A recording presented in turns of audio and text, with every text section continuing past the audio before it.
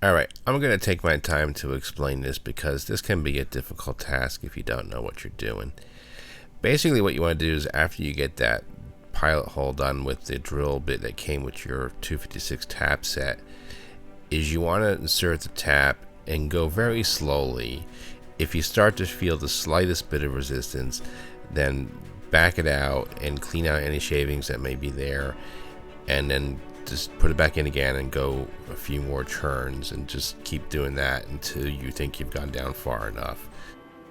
Each time it'll allow you to go down a little deeper and a little further, and I'm just backing out.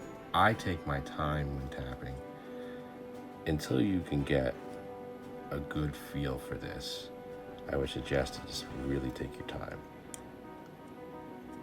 I'm just a beginner with the tapping, so I'm just taking my time, because the worst thing you want to do is break that tap inside here and the car is ruined. 256 button screw. You're going to want to test fit this now. See, now I'm starting to get a little resistance on that screw, so I have a little bit more to go. Ideally I want that flush on there, so I'm going to back this screw out and go a little further with that tap. Just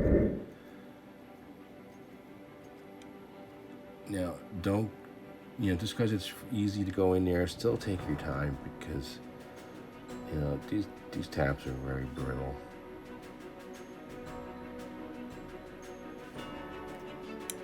Back it out, give it another turn.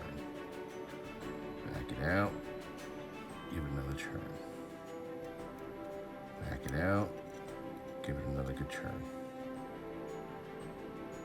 Alright, that should be enough. Alright, be very careful with the tap.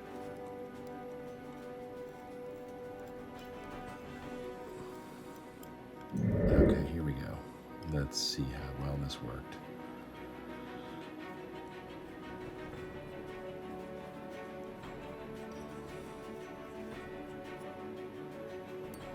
Voila, much better.